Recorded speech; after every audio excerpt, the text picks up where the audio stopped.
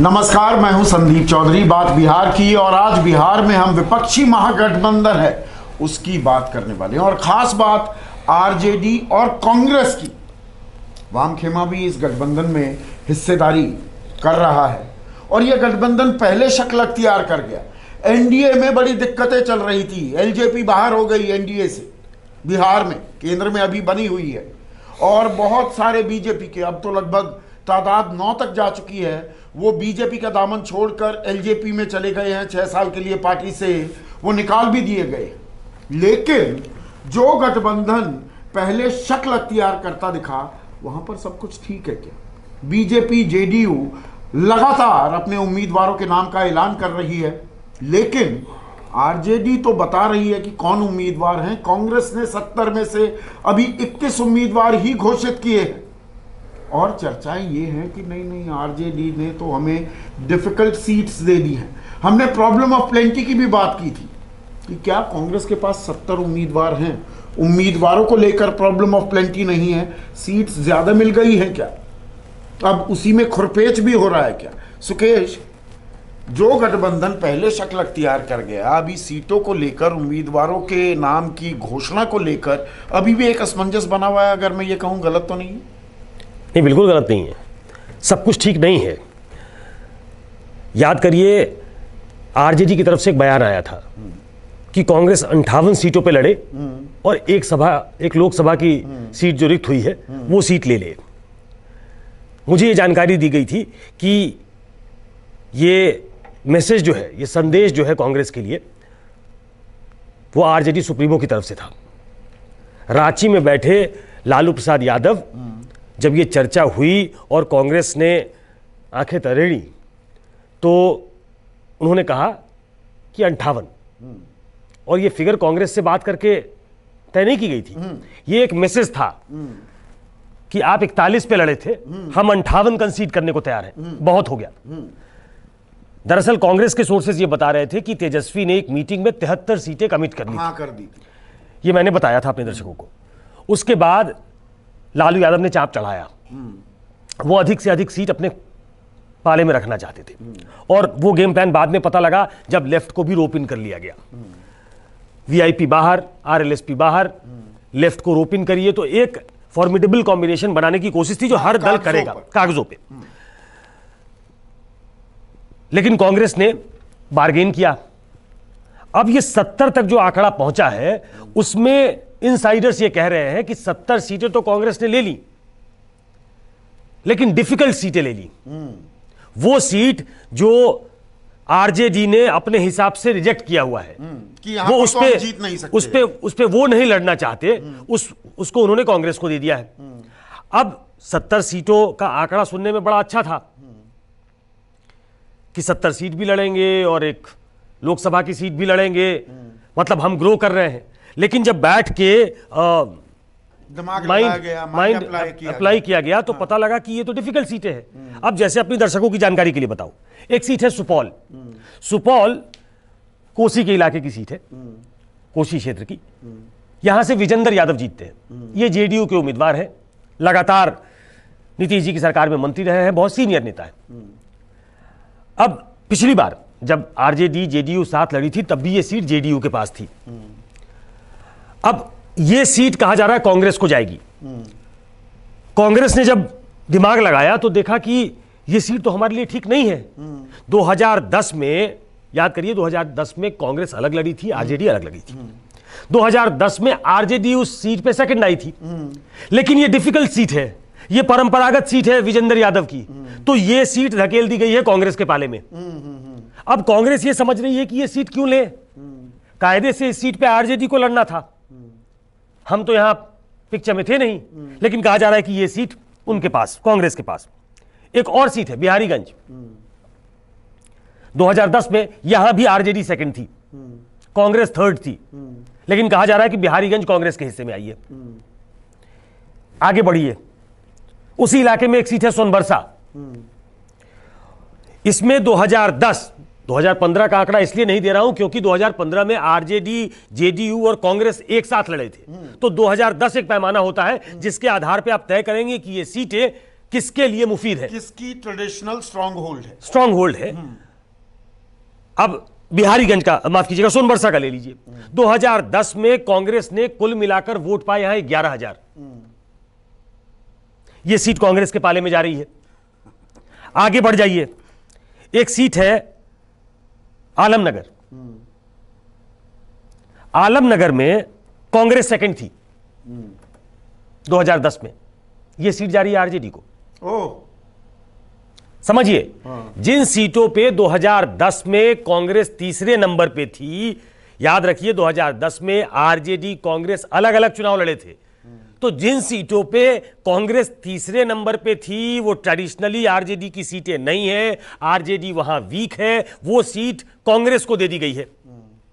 और जिन सीटों पे कांग्रेस अच्छा कर सकती थी, जिसमें एक सीट मैंने बताया आलमनगर, उस पे कांग्रेस सेकंड थी, वो कहा जा रहा है वो आरजेडी के खाते में जा रही है। तो इसमें एक तस्वीर और ये साफ हो रही है, आपने 243 को अलग अलग हिस्सों में बांट दिया भाई, कांग्रेस के खाते में 70, पर इसका मतलब इस बात पर सहमति बनी ही नहीं थी। सीटों पर तो सहमति बन गई, सीट किस किस की क्या होंगी अभी भी वो अधर में ही लटका हुआ है, वहां पर रस्सा कसी और जोर आजमाइश चल रही है। लास्ट मिनट देखिए, दूसरे दौर का नामांकन और तीसरे दौर का नामांकन होना बाकी है। अभी आप एक्सचेंज कर सकते हो। अब जब कांग्रेस को यह लग रहा है कि जो सीटें हम नहीं जीत सकते, जिसपे ट्रेडिशनली आरजेडी को लड़ना चाहिए, वो सीट हमें देके हमारा नंबर तो बढ़ा दिया गया है, फिर आपका स्ट्राइक रेट कम होता है, और फिर लोगों में, अब एक मैं और एग्जांपल दे दूं, बिहार के लोग थोड़ा समझना चाहेंगे। एक सीट है बछवाड़ा, उस पे कांग्रेस जीती थी, ये सीट सीपीआई को जा रही है।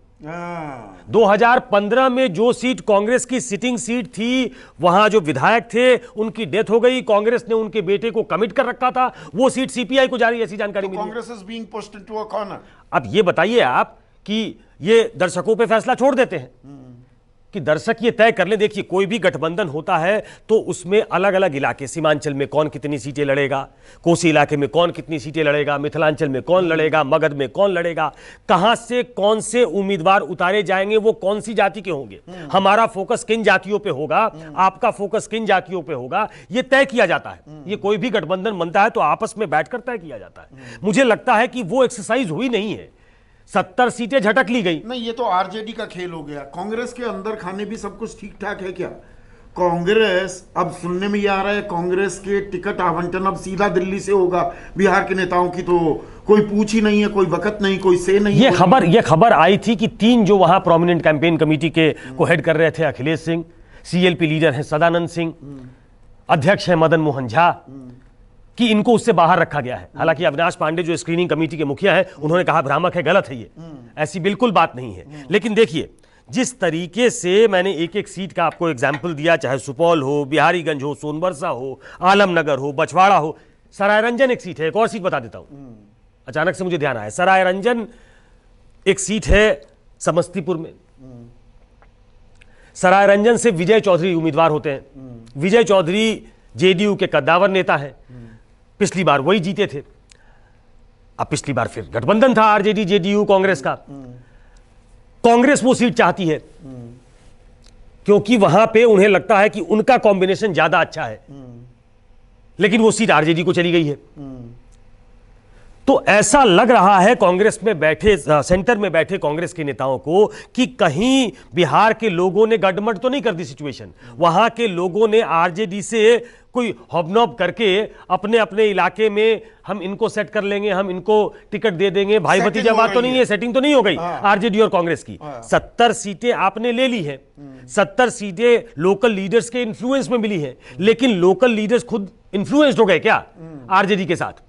कोई मिली भगत हो गई क्या? बी टीम तो नहीं हो गई, हम रेजिड्यू तो नहीं बनकर रह गए। कांग्रेस आला कमान को ये डर सता, आप सही दिशा में सोच रहे हैं कि ये ऐसा लग रहा है कांग्रेस को कि आरजेडी हमें पुश करके कॉर्नर में तो धक्का नहीं दे रही है। हम कागजों पे समझ रहे हैं कि हम 41 सीटें लड़े थे, 27 जीत गए, हम ग्रो कर रहे थे, हम इस बार 70 लड़ेंगे और शायद बेहतर करेंगे, कम से कम 70 जगह तो हमारा झंडा पोस्टर बैनर लगेगा, वहां हमारा कार्यकर्ता एक्टिव होगा। लेकिन ऐसी ऐसी सीटें हैं जिसमें उन्हें लग रहा है कि कुछ गड़बड़ी हो गई है, तो दोबारा अब माइंड अप्लाई हो रहा है कि इसको जरा ठीक किया जाए आरजेडी के साथ बैठकर, और इनको जो सीटें मिली हैं उस पे भी जिस तरीके से टिकट का डिस्ट्रीब्यूशन हुआ है, तो राजनीति समझने वाले बिहार के ये भी कहते हैं कि कहीं कांग्रेस जो है वो आरजेडी के लिए सरदर्द न बन जाए, क्योंकि जिस तरीके से उन्होंने सीटें बांटी हैं वो आरजेडी को कॉम्प्लीमेंट करता हुआ तो नहीं दिख रहा है। उन्होंने गलत तरीके से सीट बांट दी है। तो एक पहली हेडेक कि आपको जो सीट्स दी गई है वो डिफिकल्ट सीट्स है। दूसरा, आपने जो सीट्स बांटी हैं उसमें कई जगह कोई कोऑर्डिनेशन नहीं दिखता, मतलब कोई रीजनिंग नहीं दिखती कि आपने ये सीट मैंने एक एग्जांपल दिया था फुलपरास, वहां पे कोई ब्राह्मण उम्मीदवार नहीं जीता। देखिए ये हकीकत है कि वहां से ब्राह्मण लड़ना चाहिए, यादव लड़ना चाहिए, ये हकीकत है। उसके हिसाब से ही राजनीति चलती है। तो उसमें अगर जाकर देखा जाए तो कृपानाथ पाठक, मैंने नाम बताया था, पुराने 79-80 साल के नेता हैं, उनको चूंकि पुराने नेता हैं उनको एडजस्ट करना था, राजनीति में एडजस्टमेंट बहुत इंपॉर्टेंट होता है, तो उनको फुलपरास की एक सीट दे दी गई। में ये है एक बीमारी है, अब नियो बीजेपी एडजस्ट करने के चक्कर में नहीं रहती। हाँ, फिलहाल तो हम कांग्रेस की बात कर रहे हैं, तो कांग्रेस की बात कर ले। अब वो सीट ऐसे व्यक्ति को दे दी गई है जिस समुदाय से, जिस जाति से आते हैं, वो सीट पिछले कितने सालों से उस वर्ग ने नहीं जीती और आपने उनको सीट दे दी। जब ये बात सामने आई है अब एक साथ, तो वो भी अब स्क्रूटनी में चली गई है। इसलिए मैं कह रहा हूं कि वो क्या कहते हैं, डबल वैमी। हाँ, वो है कि एक डिफिकल्ट सीटें मिलती जा रही हैं, कहने के लिए कागज पे 70 है, हम फंस गए 70 लेके, क्योंकि जो सीटें धक्का देके, पहले ही कहा था ये प्रॉब्लम ऑफ प्लेंटी हो रही है, सीट ज्यादा हो गई, डिफिकल्ट सीट्स भी हो गई। डिफिकल्ट सीट्स भी हो गई जिनको आप ऊपर से डिफिकल्ट। तो ये कहा जा रहा है कि अगर ये बैठ के सॉर्ट आउट नहीं किया गया तो ये एडवांटेज एनडीए होगा। और इसलिए शायद अभी तक आप अगर देखेंगे कि पहले दौर का तो जितने सीटों पे लड़ना था कांग्रेस ने उसकी घोषणा तो कर दी, लेकिन जो देर हो रही है दूसरे और तीसरे दौर चरण के गठबंधन पहले लोगों में, वो इस वजह से अब असल खेल जब आया है वहां देरी हो रही है। और दिलचस्प बात यह है, आरजेडी और वाम खेमे में समन्वय दिख रहा है, आरजेडी और कांग्रेस में समन्वय की कमी। देखिए आप इस बात को ध्यान रखिए संदीप, बिहार के नक्शे पे थोड़ा जाइए, वहां पे लेफ्ट के पॉकेट्स दूर से आइडेंटिफाई हो जाते हैं कि ये सीट, बछवाड़ा जैसी सीट जो कांग्रेस की सिटिंग सीट है, कांग्रेस चाहती तो वो सीट नहीं देती, लेकिन वो सिर्फ लेफ्ट को जा रही है क्योंकि वहां एक इन्फ्लुएंस है उनका।